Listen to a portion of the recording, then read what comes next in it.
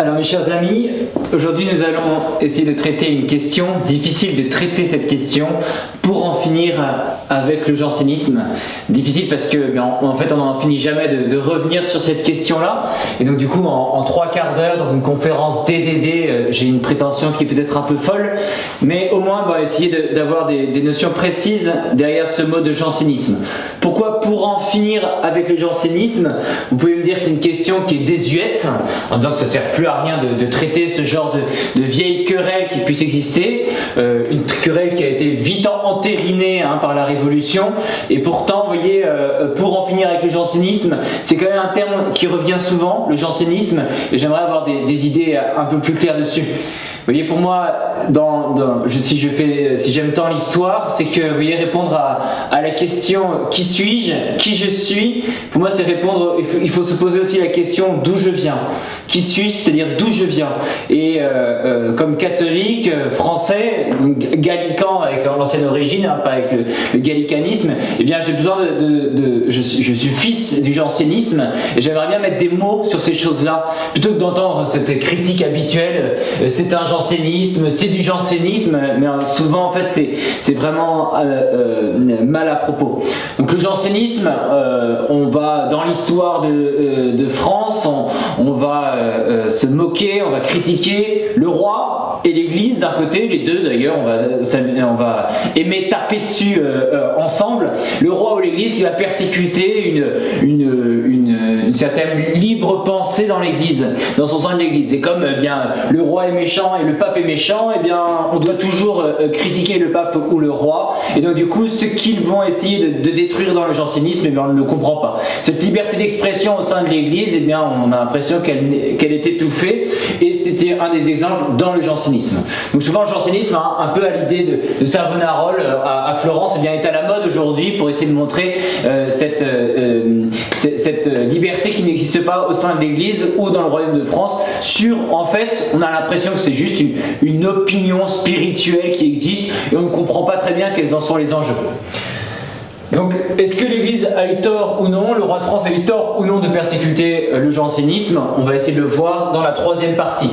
Il y a plusieurs raisons pour lesquelles je veux faire cette conférence. La première, c'est que, vous voyez, je suis tombé par hasard sur un article, et je vous y renvoie tous, sur le confinement avec Blaise Pascal, et donc du coup je vous invite à le découvrir parce qu'il était très beau sur cette notion-là. Donc pour moi c'était toujours important. Et puis vous voyez, derrière le jansénisme, il y a aussi ces messieurs de Port-Royal que nous allons voir ici avec les solitaires, dans la famille Arnaud, ou même Janssen et Saint-Cyran, qui sont des esprits brillants qu'il ne faut pas mépriser aussi facilement qu'on ne le fait.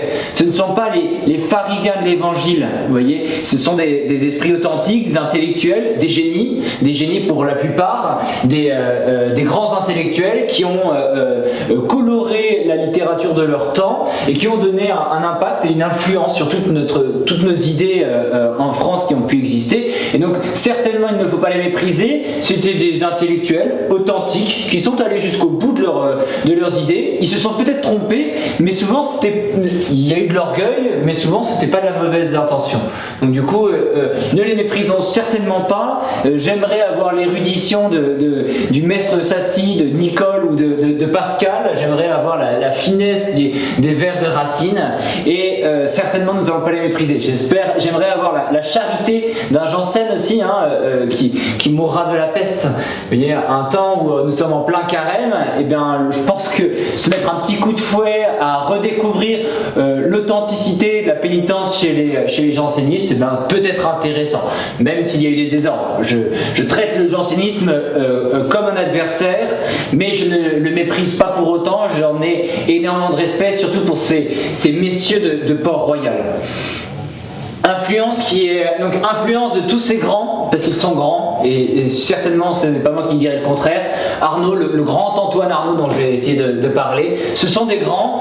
Leur influence va être aussi très importante en philosophie de l'homme, notamment qu'il a existé avec une philosophie très pessimiste, un homme qui est déterminé par un fatum, un destin que nous pouvons appeler le péché originel si nous sommes juste des philosophes, mais si nous sommes chrétiens nous l'appelons le péché originel, pardon. mais en tout cas il y a une vision de l'homme très pessimiste qu'on va retrouver dans la philosophie des Lumières et qu'on va retrouver chez un Voltaire, qu'on retrouvera jusqu'à la Révolution et encore aujourd'hui.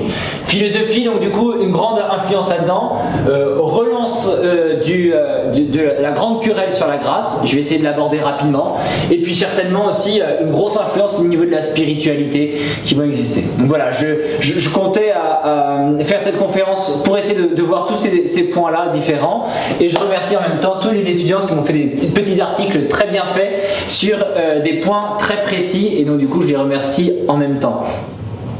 Et je remercie aussi tous ceux que j'ai entendu facilement critiquer le jansénisme en disant ça c'est un truc de janséniste, à la moindre pénitence qui puisse exister, ça c'est un janséniste, alors comme si c'était les jansénistes qui avaient imposé la pénitence, donc ça m'irsulte le poil à chaque fois que j'entends ça, ou alors ceux qui, dès qu'on entend un sermon sur l'enfer ou sur le péché, on dit ce sont des jansénistes. Je pense que le janséniste a une soif du ciel et il parle aussi beaucoup et très bien du ciel, et donc du coup j'ai du mal à entendre tout le temps cette critique là, et donc du coup c'est pour ça, en réaction à cette critique là, que eh bien, j'ai toujours voulu découvrir cette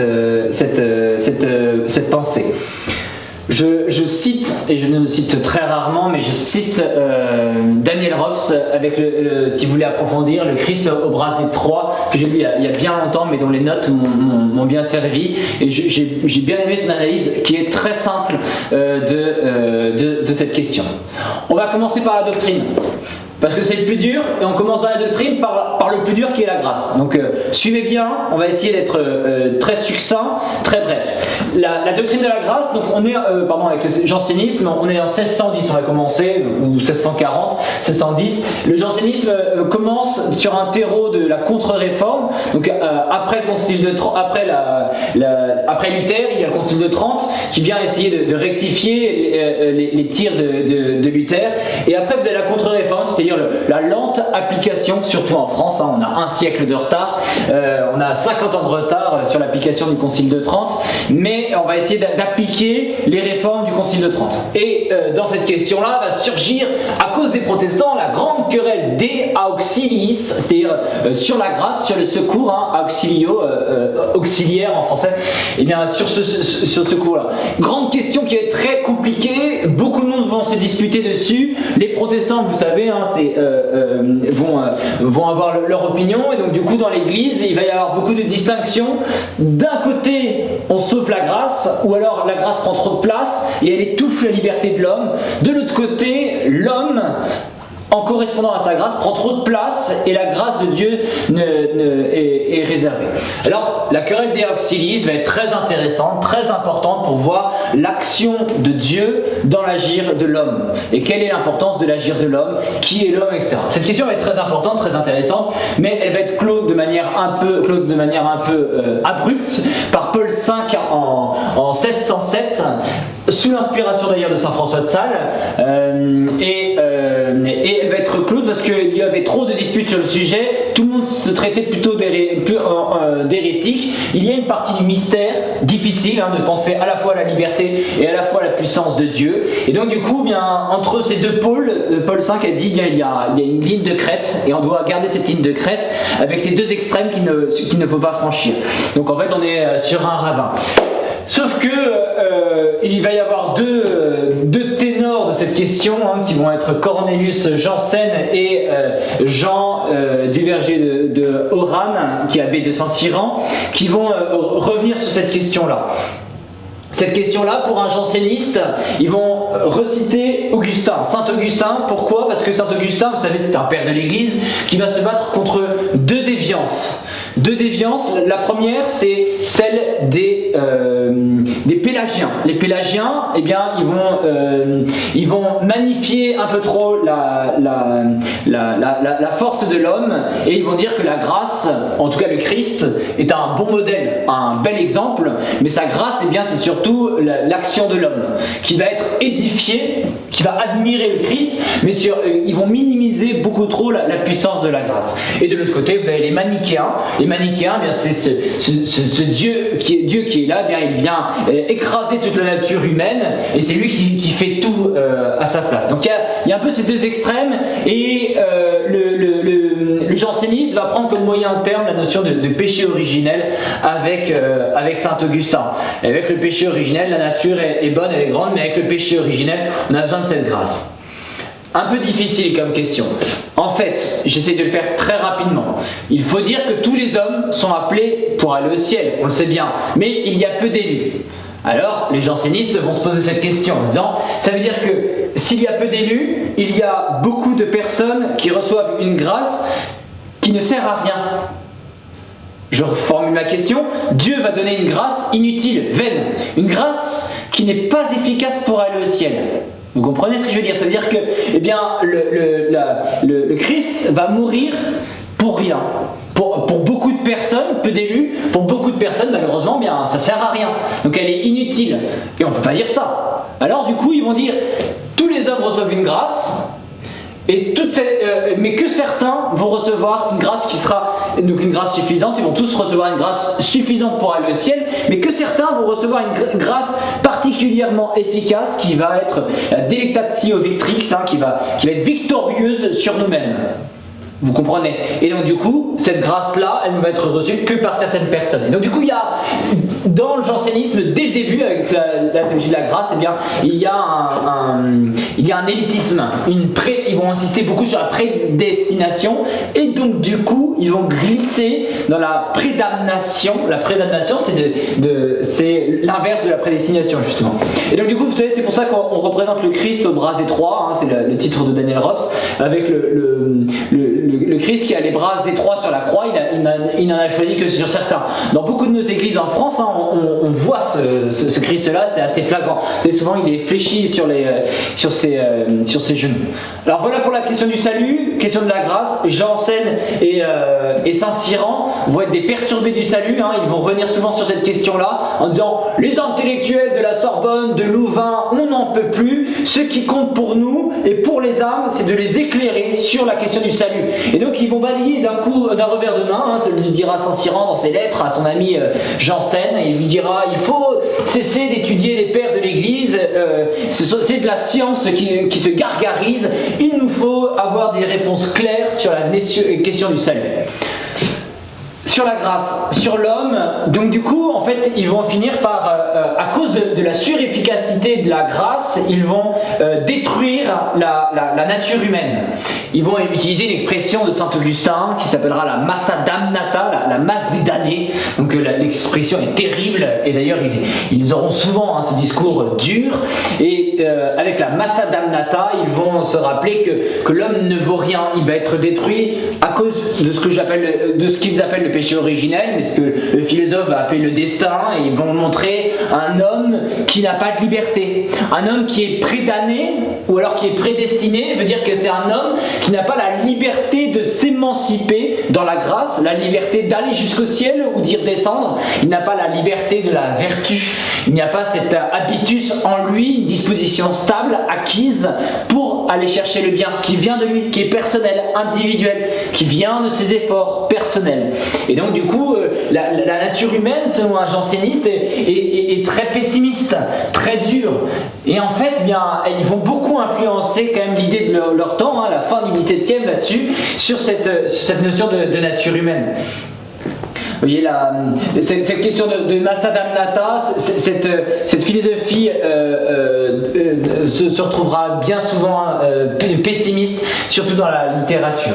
Et puis dans le côté spirituel, de la spiritualité, il va y avoir des conséquences qui sont beaucoup plus graves, parce qu'en fait, bien sûr, c'est la conséquence des idées. Moi, ce qui m'intéresse plutôt, c'est la cause, donc le débat sur la grâce ou sur la notion de la nature humaine, mais dans les conséquences, ça va être grave pour 2 points. La discipline des sacrements, bien sûr, et puis aussi bien sûr, nous aurons sur la conséquence des sacrements, un éloignement de la vie spirituelle. Il va y avoir du coup des religieuses de Port-Royal qui vont affirmer n'avoir communié qu'une fois en 10 ans, vous voyez, en s'éloignant des communions. Pourquoi? Parce que dans ce rapport avec la grâce, le janséniste, et on confond toujours avec le protestantisme, et ce n'est pas le cas, le jansénisme va insister sur la manifestation de cette grâce efficace dans les œuvres. Et donc, grâce aux œuvres, contre les protestants qui vont dire sola fide, sola scriptura, et eux ils vont dire non, il y a aussi les œuvres, mais ils vont insister un peu trop sur les œuvres parce que les œuvres elles seules manifestent cette grâce efficace que nous recevons. Et donc, du coup, il va y avoir des pénitences qui vont être déséquilibrées, désordonnées. Ce seront des ascètes de bonne intention. Parfois il y a eu des orgueilleux, mais ne jetons pas le bébé avec l'eau du bain. Mais il va y avoir toutes ces pénitences qui vont être un peu désordonnées. Et c'est pour ça qu'on va facilement critiquer le janséniste, le pauvre de nos contemporains qui va avoir la bonne intention de faire une petite pénitence, un petit sacrifice, ça fait du bien. Notre-Dame elle le dit tout le temps, on est en carême, on en profite. Voilà, l'éloignement des sacrements. Je passe maintenant donc du coup après la notion de la doctrine à la question des personnages, à l'histoire du jansénisme. On va commencer par les deux copains, Cornelius Jansen, Corneille Jansénus, avec le snobisme de la Renaissance qui existe encore. Et bien on latinise notre nom, et l'abbé de Saint-Cyran sont deux amis, deux copains. Ça commence souvent comme ça les belles histoires, et deux copains qui se retrouvent sur les bancs de l'université de Louvain. Ils vont se retrouver sur les bancs de l'université de Louvain, et puis après ils vont se retrouver à la Sorbonne. Ils vont être étudiants ensemble et ils vont réfléchir longtemps ensemble, notamment sur la grande question de Saint-Augustin. Et l'abbé de Jansen va écrire sur l'Augustinus. Saint-Cyran, c'est un Bayonnais et il est de la côte. Jansen va aller souvent chez lui à Bayonne, peut-être pour faire du surf, mais aussi pour réfléchir sur la patrologie. Jansen, je clôt assez rapidement sur Jansen parce que ça va être l'inspirateur de Saint-Cyran, mais la boule de feu, c'est quand même Saint-Cyran. Hein. Jansen, il va réfléchir là-dessus. C'est quand même, vous voyez, c'est pour ça que j'aime pas qu'on méprise trop facilement les jansénistes. C'est quand même une sacrée belle figure d'évêque. Il va être vénéré comme un saint à la fin. Il va mourir en soignant les pestiférés. Donc nous, en temps d'épidémie, ça doit être un exemple aussi. Et donc ne méprisons pas trop rapidement nos amis, nos messieurs de Port-Royal. Il en fut un des inspirateurs. Dur, peut-être trop dur, hein, mais des belles figures d'évêques on va retrouver, hein, parce que ce seront des évêques qui auront l'impression d'appliquer la contre-réforme, le Concile de Trente. Henri Arnaud, l'évêque d'Angers, est une belle figure épiscopale, même si ils vont se tromper dans la théorie. L'abbé de Saint-Cyran, hein, qui va être un personnage, je vous ai dit, cette boule de feu qui va animer tout le jansénisme jusqu'en 1643 où il meurt, eh bien va être une des grandes figures de la contre-réforme en France. Il va être admiré, sa science sera admirée, c'est l'homme le plus sage de son temps, a dit Richelieu, qui va l'embastiller. Donc l'homme le plus sage de son temps, il sera dans les salons de Madame Acquary, du cardinal Bérulle, il va présider à la fondation de l'Oratoire, il va avoir une aura incroyable dans son temps. L'abbé de Saint-Cyran, peut-être un peu méprisant, il le sera après, il va se couper un peu avec tout ce monde de la contre-réforme parisienne à cause de Port-Royal, mais l'abbé de Saint-Cyran aura des mots qui seront durs, hein. Souvenez-vous que les jugements de Dieu seront terribles. Donc un grand ténor du discours apocalyptique comme nous en avons eu bien souvent. L'abbé de Saint-Cyran, donc du coup, c'est lui qui va insister beaucoup sur qui va insister notamment sur la notion de la pénitence, de l'œuvre, et qui va insister beaucoup sur la question du salut, et qui va pétrifier un petit peu nos petites religieuses de Port-Royal. Qu'est-ce qui s'est passé? La famille Arnaud, mariage très compliqué entre le jansénisme, la spiritualité janséniste et Arnaud. Qu'est-ce qui va se passer? Mariage un peu compliqué. La famille Arnaud est une famille de parlementaires, noblesse de robe, Arnaud d'Andilly, qui sera très influente, très puissante, mais aussi en même temps très anti-jésuite. Le père de Arnaud va militer contre l'expulsion des jésuites, contre leur suppression. C'est un parlementaire un peu frondeur, un peu dans l'opposition, et en fait avec cette spiritualité originale, avec ce désir ascétique un peu violent, eh bien on va avoir un désordre, une opposition qui va se mêler, qui va aussi être pleine de confusion. La famille Arnaud assez puissante va placer 2 de ses filles, une à 5 ans, l'autre à 7 ans, dans 2 abbayes cisterciennes à l'extérieur, à Saint-Cyr et à Port-Royal. 5-7 ans, elles sont coadjutrices. À 11 ans, la mère Angélique, qui prend le nom d'Angélique pour la sœur de Gabrielle d'Estrée, la maîtresse d'Henri IV, qui finira sa vie dans un couvent, elle va l'admirer à Montbuisson, alors du coup elle va prendre le nom d'Angélique. Donc on sait d'où ça vient, Angélique Arnauld, hein, la grande mère Angélique Arnauld. Va à 11 ans être mère abbesse en trichant sur son acte. Le grand avocat Arnauld va dire, eh bien, c'est une jeune fille qui va sur ses 18 ans, donc effectivement elle est sur ses 18 ans, à 11 ans elle était quand même bien précoce. Elle va entendre quelques années après un sermon d'un moine gyrovague, j'aime beaucoup les capucins gyrovagues parce qu'ils sont souvent un peu fêlés du cerveau, qui va alors faire une lecture de la Passion, ça va bouleverser son cœur. Angélique, eh bien, va vouloir revenir à l'authenticité de la règle cistercienne et elle va innover elle va refermer la clôture. Journée des guichets, 1610, elle est très importante parce que c'est un élan énorme, même si c'est symbolique, de la contre-réforme en France, puisque avec cet élan-là, il y en aura bien d'autres aussi qui vont l'imiter, qui vont chercher à imiter le zèle de la mère Angélique. La mère Angélique l'a fait, alors nous aussi on peut le faire, nous aussi on peut la suivre. Elle va fermer la clôture de son couvent. Quelques chiffres, hein, on dit qu'il y a eu un sermon, il y a eu 8 sermons en 40 ans à Port-Royal qui ont pu être prononcés, il n'existe plus qu'un livre et dans la bibliothèque. La mère Angélique, avec un caractère bien trempé, va empêcher son père de rentrer dans la clôture. Son père va vouloir la forcer et finalement il va finir par être édifié par l'exemple de sa fille et il va la suivre.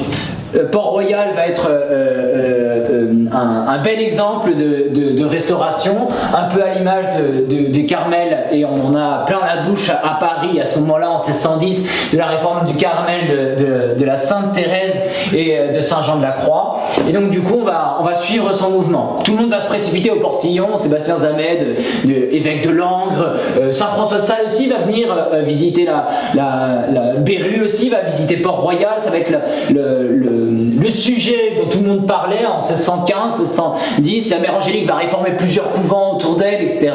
Et on va chercher à avoir cette direction.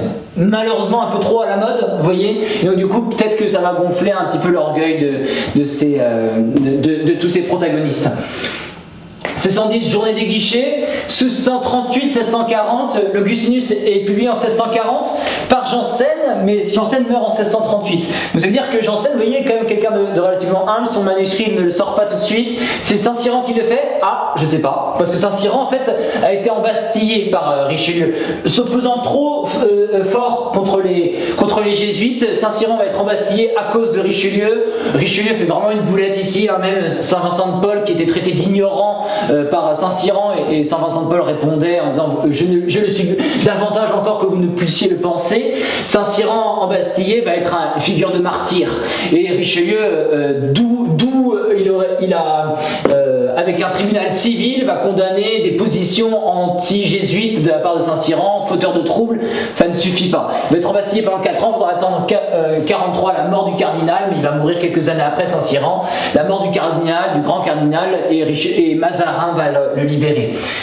1640, donc l'Augustinus, c'est la grosse œuvre des jansénistes, et c'est un grand tournant dans la vie des jansénistes qui va se passer avec Saint-Cyran qui est embastillé, qui va se libérer, mais il va faire une figure de martyr. Ils vont avoir cette exclusivité du martyr en France à ce moment-là.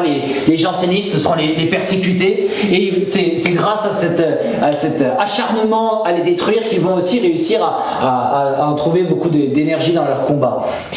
Saint-Cyran donc va mourir en 43, mais il va être le Jean de la Croix. Vous savez, Jean de la Croix, il va être aussi emprisonné par ses frères qui ne veulent pas de la réforme des Carmes, et donc du coup Saint-Cyran sera le même, mais en France, comme la mère Angélique dans son couvent de Port-Royal. Je vais aller assez rapidement. Dans la famille Arnauld, il y a à la fin Antoine Arnauld. Donc quand on entend parler du grand Arnauld, c'est comme ça qu'on l'appellerait, c'est Antoine Arnauld. Antoine Arnauld, un peu à l'image de Saint-Cyran, brillant théologien, brillant avocat aussi de sa famille, va recevoir son diplôme, sa thèse, avec l'ovation du jury. Il va être un des grands avocats qui va relancer, donc à la mort de Saint-Cyran de Janssen, il va relancer l'Augustinus, son commentaire. Sauf que son commentaire va être condamné, le commentaire de Jansen, en 1653 à cause de 5 propositions. 5 propositions vont être condamnées et Arnaud va les défendre. Mais je reviendrai sur la notion des condamnations après. Il y a Antoine Arnaud, donc grande figure, mais il y a la mère Angélique qu'on connaît, il y en a plusieurs, il y a un évêque, l'évêque d'Angers, Henri, donc c'est tous des frères, ils sont 9 je crois, et il y a après la famille de Pomponne, un des ministres de Louis XIV, donc ils vont être très influents. Il y a la famille de Torcy qui va aussi être présente. Mais ce qui nous intéresse ici, c'est aussi les solitaires de Port-Royal. Les solitaires de Port-Royal, je vous en cite quelques-uns, le maître de Sacy, Nicole, ce sont les premiers, les fondateurs, les vrais, les authentiques. Le maître de Sacy, il va écrire une Bible, ils vont se recueillir à Port-Royal. Vous savez, à Port-Royal, il y a 2 couvents, il y a le Port-Royal des Champs et le Port-Royal de Paris. Moi, j'ai eu la chance de pouvoir m'arrêter, d'avoir un métro qui passait par Port-Royal. Je me suis dit, j'ai toujours pas vu cette station de métro, je ne la connais pas, donc du coup j'ai pu sortir, je suis rentré dans maintenant ce qu'on appelle une maternité. Quand le vigile, un grand costaud m'a demandé ce que je faisais là, je lui ai demandé que je cherchais la mère Angélique, il n'a pas très bien compris ce que je lui disais, mais en tout cas il m'a laissé rentrer étonnamment dans la maternité et j'ai pu me balader pour voir ces petites cellules qu'on voit encore au loin. Alors c'était une maternité aujourd'hui, mais je les imaginais, cette effervescence autour de ces grandes querelles, ce zèle peut-être un peu désordonné, mais ça fait partie aussi de notre patrimoine. Donc je vous invite à aller à Port-Royal de Paris et essayer de rentrer dans la maternité pour chercher la mère Angélique. Ces solitaires vont revenir à Port-Royal des Champs qui étaient insalubres, où il y avait une mortalité qui était trop forte, et ils vont revenir ici pour vivre un peu comme des chartreux. Le maître de Sacy va traduire une Bible qui a encore une Vulgate qui est encore bien utilisée, qui est d'un beau français. Vous avez Lancelot qui va donner des manuels de pédagogie pour le grec. Ce sont des hommes de culture très importants, et donc du coup ils vont fonder des écoles. Ils vont être des maîtres en la matière, reconnus autour d'eux, et donc du coup nous allons les suivre là-dedans. Nicole, ce sera un des plus grands jansénistes. Vous avez donc comme figure après Nicole, le maître de Sacy. Vous avez aussi bien sûr la grande figure de Pascal et de Racine que nous connaissons bien. Racine va faire des allers-retours à Port-Royal puisque il va écrire des pièces de théâtre, et donc les pièces de théâtre, le théâtre n'était pas forcément recommandé par les jansénistes, qui étaient peut-être un peu dur en la matière, mais on voit, il y a la belle pièce de Phèdre, on voit l'influence des jansénistes, même si elle n'est pas que du jansénisme, avec la fatalité du destin sur Phèdre ou sur Néron, vous savez, qui attendent le signe de Dieu qui ne vient pas, voilà, cette personnalité de Phèdre qui est trop déterminée, trop pessimiste, peut-être à mon sens, et ça se voit dans l'inspiration d'un Racine. Celle de Pascal, c'est beaucoup plus difficile, beaucoup plus compliqué. Pascal va faire surtout un gros aller-retour, un grand génie, c'est l'inventeur de la calculette, aussi des transports en commun, du tramway, on aurait pu en venir jusque là. Pascal va écrire notamment les Provinciales. Les Provinciales viennent après la condamnation des 5 propositions. Le jansénisme est mauvais, vers 56, 57 je crois, ce sont les Provinciales qui vont être écrites en 18 mois, des pamphlets horribles contre les jésuites. Balance tout ce que tu peux, on verra si c'est vrai ou non. C'est un peu la stratégie des Provinciales. Pascal, à la fin de sa vie, va être un peu sceptique dessus. Il se fera condamner par les jésuites de jansénistes, il va s'en dédouaner un petit peu. Voilà, pour les Provinciales, Pascal va être influencé en grande partie par les solitaires, dont il fera partie, mais en même temps il cherche aussi à s'en dédouaner. Vous avez donc ces belles figures, ça termine par des solitaires qu'il faut connaître, qu'il faut admirer aussi, d'une certaine partie, ces grands intellectuels, peut-être un peu désordonnés. Et puis vous avez en fait au final, vous voyez, avec tous ces personnages, un mariage qui est très étonnant. Un mariage, une opposition qui est quand même très étonnant, un peu bizarre, qui va exister entre l'ascétisme d'un côté, la justice parlementaire de l'autre, et en fait ils se retrouvent tous derrière un peu une opposition qui fait qu'ils seront persécutés. Les jansénistes le par le roi ou par le pape, leur position un peu extrême, jusqu'au boutiste, ne va pas être appréciée, donc c'est pour ça qu'ils vont être en grande partie persécutés. Mariage très étonnant parce que avec la folie des Arnaud, le zèle des intellectuels du jansénisme, et donc nous avons à la fin, avec le jansénisme, au XVIIIe siècle, une relance qui ne viendra pas du haut clergé, de la haute noblesse, de l'aristocratie. Elle viendra en grande partie du fond, dans la pensée. Ça va s'ancrer dans les mentalités, ce dualisme fort, facile, accessible, que tout le monde comprend. Et donc du coup, ça va être suivi par le bas clergé. Et ça va se ressentir dans la spiritualité. Ça va refroidir un peu les cœurs, un peu trop facilement. Il y aura en réponse à ce jansénisme, il y aura la dévotion au Sacré-Cœur qui va être relancée d'un côté. On voit, par hasard peut-être, le confesseur de de Marguerite Marie, qui était un jésuite. Mais ça viendra de cette spiritualité-là. C'est le cas dans le bas clergé qui va le reprendre avec le richérisme, avec notamment, qui vont être touchés par cela. J'en finis avec mes personnages importants. On va revenir sur la condamnation. Bien sûr, on reviendra un peu sur ces grands personnages, sur la condamnation de certains. Donc, le jansénisme, très rapidement, on va être condamné à cause des excès qui vont avoir lieu et aussi à cause des excès qui vont avoir lieu dès le début et puis à cause de ce parti un peu rebelle d'opposition qui va faire beaucoup de bruit, qui a beaucoup jasé. Vous avez Janssen, Saint-Cyran, qui a eu cette phrase mémorable en disant « ça fait 600 ans que l'Église n'existe pas ». Vous voyez, 600 ans que l'Église n'existe pas. Il dit ça à des religieuses qui sont un peu tétanisées, donc du coup, on va essayer de revenir aux sources. Vous voyez, ça sent l'hérésie, quand vous entendez ça. On va essayer de revenir aux sources. Il va essayer de montrer la suréminence de l'héroïcité des vertus de l'Église antique, de ces vrais chrétiens authentiques, qui ne sont pas abreuvés d'indulgence, ne dirait Luther.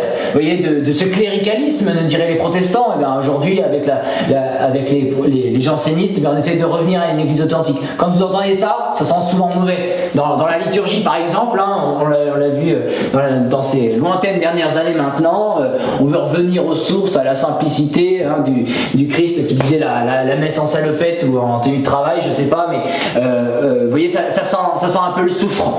Et c'est le cas. Première condamnation à cause de l'Augustinus. Les 5 propositions, chose intelligente, les 5 propositions, on va résumer l'Augustinus en 5 propositions, 53 pour la condamnation. On va notamment, 2 choses vont être critiquées, l'élitisme de la grâce, tout le monde ne peut pas être sauvé, et la deuxième chose, c'est sur la notion de la grâce efficace. Antoine Arnaud, le grand Arnaud, grand avocat qui va refuser les évêchés, qui va être très influent, va dire, eh bien, je signe aux 5 condamnations de l'Augustinus, mais je signe sur le droit. Effectivement, je suis contre ces 5 propositions, mais pas sur le fait qu'elles se trouvent dans l'Augustinus. D'accord ? Grande distinction du droit et du fait qui va avoir lieu. Très intelligent, cette distinction qui reviendra bien souvent. On voit l'avocat, grande famille d'avocats, les Arnaud, et donc du coup qui va insister là-dessus. Pascal lui va dire non, on peut pas, on n'a pas le droit de faire cette distinction-là, elle n'est pas authentique, on doit se soumettre à l'Église, il ne le fera pas. Antoine Arnaud va se retrouver vers ce petit génie et va lui dire eh bien maintenant tu es jeune, à toi de faire quelque chose. Et c'est là que dans cette fièvre va écrire d'Angers les provinciales Pascal, et qui seront un peu trop incisives contre les jésuites, et c'est ce qu'il se reprochera. Il va attaquer d'abord premièrement dans la première partie des provinciales toute la théorie de la grâce, le molinisme en première partie, puis après il verra que eh bien, ces oppositions ne sont pas forcément comprises. Ce sont des distinctions un peu trop étriquées. Alors, eh bien, il va se mettre à attaquer. Là, ça sera beaucoup plus violent sur la morale, sur la notion de la morale. C'est un grand tournant, les provinciales, dans la question du jansénisme, parce qu'il va faire changer les railleurs de camp. Autrefois, c'était le libertin s'amusait à critiquer les mystico-dingos jansénistes en disant mais ce sont des tarés excessifs, et donc il se moquait de ces hypocrisies. Après les 5 propositions, après les provinciales, on va se moquer beaucoup plus facilement du jésuite, de sa casuistique, de son esprit restreint, de son d'être aliéné à Rome, etc. Puisque Rome, eh bien, va condamner facilement, les jésuites vont se mettre dedans, la Sorbonne aussi. Et donc du coup, Pascal va faire rire. Et c'est là le génie de Pascal, hein, d'avoir réussi à faire changer les railleurs de camp. Donc un grand tournant au moment des provinciales, 56-57, je ne me rappelle plus. Le jansénisme va connaître donc du coup après beaucoup d'autres péripéties. On va leur demander peut-être un abus de pouvoir, on va leur demander de signer un papier qui reconnaisse le droit et le fait que ces 5 propositions sont dans l'Augustinus. Ça va devenir un peu compliqué. La nièce de la mère Angélique, donc la nouvelle abbesse, va refuser de signer. Elle va bloquer son couvent. Antoine Arnaud va partir en exil à Bruxelles. Et c'est là que l'archevêque de Paris sera au pied de ce monastère de Port-Royal. C'est pour ça qu'il faut y aller pour entendre encore cette phrase mémorable. Elles sont pures comme des anges, mais orgueilleuses comme des démons. Elles refuseront ces propositions. Je n'en jette pas trop la pierre à ces religieuses qui suivaient leur maître spirituel. Ce sont plutôt le grand Arnaud et ceux qui ont influencé plus que les religieuses qui en sont coupables, mais même si elles auraient dû bien sûr obéir. Et puis après, la bulle Unigenitus qui va être produite, il me semble, je suis libre, de manière un peu maladroite, cette bulle Unigenitus, elle commence quand même par 9 lignes d'épithètes d'insultes contre les jansénistes. Quand on veut ramener au bercail certaines personnes, eh bien on ne commence pas par les insulter par un paragraphe de 9 lignes. La bulle Unigenitus donc du coup va être mal accueillie, et dans un autre sens on va vouloir l'imposer, et Louis XIV va le faire comme loi du royaume. Vous voyez, cette bulle pourra bien l'imposer aux jansénistes pour réussir à les écraser. Ça ne va pas bien marcher, cette bulle Unigenitus, le mariage, je vous ai dit, de l'opposition, de toutes ces oppositions qui vont se dresser derrière une querelle de la grâce qu'ils ont bien oubliée depuis bien longtemps. Ils ne se réunissent que autour de cette querelle anti-jésuite, anti-monarchie absolue, anti-romaine. Ils se rassemblent tous là-dedans, et donc, du coup ils sont tous contre la bulle Unigenitus. Quel est ce pape qui se prétend l'autorité qui se prétend l'autorité d'imposer cette loi, une bulle comme une loi, et de les interdire. On est juste avant le 84, c'est les 4 articles soutenus d'ailleurs par Bossuet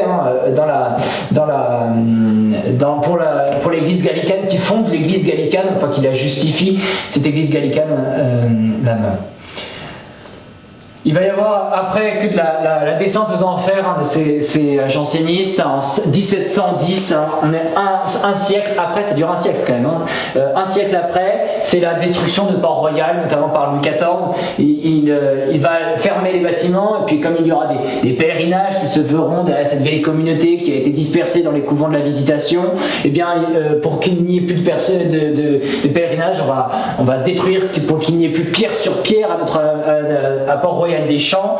Et là vous pouvez quand même imaginer que du coup entre l'embastillement de Saint-Cyran et cette destruction horrible de l'abbatiale, eh bien le phénomène du martyre va avoir lieu. Je conclue assez rapidement par la question des billets de confession qui va relancer la polémique dans les années 30 ou 40 à Paris. Les billets de confession, peut-on confesser un janséniste qui se professe ainsi? Certains vont répondre non, et donc du coup on va demander, et certains vont imposer manu militari au clergé le billet de confession qui signe que quand on n'est pas janséniste. Alors là, l'Église n'a jamais dit, n'a jamais imposé, dans Unigenitus, n'a jamais imposé de manière formelle un billet de confession pour pouvoir se confesser. Mais ça va faire une querelle et un tollé qui vont être bien longs. Je termine cette question du jansénisme. Peut-on, pour en finir avec le jansénisme, vous avez bien vu qu'en fait tout était très confus à cause de ces oppositions, ce contexte-là qui fait que tout le monde est bien content de trouver un prétexte de se rebeller. Le pouvoir absolu est peut-être un peu trop absolu à la fin, et donc du coup on va prétexter la querelle de la grâce sur la pensée de l'homme pour l'être. D'où cette confusion que nous avons un peu dans notre langage et dans notre discours, mais c'est bien d'avoir un peu plus de respect, je pense, ou en tout cas de respect envers ces solitaires de Port-Royal, ces intellectuels, et puis aussi de beaucoup de belles âmes de beaucoup de petits curés aussi qui ont cherché à se sanctifier. Ce sont quand même je ne dis pas des pharisiens, ils veulent être sauvés, ils cherchent leur salut, peut-être de la mauvaise manière, mais en tout cas, ils ont cette bonne intention. Et moi, je ne prétendrai pas avoir la manière exclusive et unique et droite de m'adresser à Dieu. Peut-être que je me trompe aussi un petit peu, j'espère pas en tout cas, mais eux, ils se sont trompés en tout cas, je les prends pour des adversaires au niveau de la théorie. Après, dans leur pratique, c'est une autre question. Ce ne sont pas des pharisiens à mépriser. Une des conclusions, une des conséquences au niveau de la philosophie, ça se voit quand même. On dit que que Pascal a ouvert la porte à Voltaire. De fait, dans sa polémique, son erreur, sa façon de polémiquer aussi violemment, irrationnellement aussi, eh bien va l'encourager, Voltaire, mais avec d'autres intentions. Vous voyez, cette violence, cette haine contre les jésuites, elle va inspirer une grande partie de l'œuvre de Voltaire, tout simplement. Et en tout cas, cet anticléricalisme de Voltaire va se trouver aussi en grande part chez un Pascal qui a ouvert un peu la porte trop large. On le voit aussi, ce mépris de la condition humaine, on le retrouve au moment de la Révolution. L'homme est déterminé par un destin, tant pis pour lui. On va le supprimer par la guillotine, on va chercher à le régénérer. On va essayer de l'extirper de cela. Donc dans la Révolution, il y a un fond de jansénisme dans la philosophie qui existe dans l'histoire des idées. Les idées des Lumières ne sont pas du tout étrangères à toute la philosophie de l'homme que nous trouvons chez les jansénistes. Spirituellement, donc du coup, il y a un grand témoignement de l'efficacité du sacrement par lui-même. La grâce, elle n'est pas efficace seulement dans la manifestation des œuvres, mais elle est surtout efficace dans les sacrements. Et d'où, en France, mais partout ailleurs dans notre spiritualité, cette exigence, je pense, de revenir à Saint François de Sales, qui était tout au départ, qui a connu la Mère Angélique, qui l'a conseillé. Mère Angélique a voulu rentrer dans un couvent de la Visitation. Et je pense qu'aujourd'hui, c'est important de revenir à Saint François de Sales parce qu'on est tous jansénistes, dans le sens comme on est tous cartésiens si on est français, eh bien on a tous un peu cette exigence au niveau de la vie des œuvres qui est peut-être un peu désordonnée. Saint François de Sales le rectifie, il est en amont, la primauté de la grâce, la primauté de l'amour de Dieu, ce n'est pas c'est pas parce que j'agis bien que je suis aimé de Dieu, mais je suis aimé de Dieu déjà parce que j'existe, et avant même que j'existe, j'étais déjà aimé de Dieu. Ce n'est pas mon œuvre qui rend efficace la grâce, mais c'est cet agir même de Dieu qui nous a aimés. Donc retour à cet amour de Dieu. Si tu savais le don de Dieu, nous dirait Saint François de Sales pour répondre et clore à cette question du jansénisme. Je vous remercie.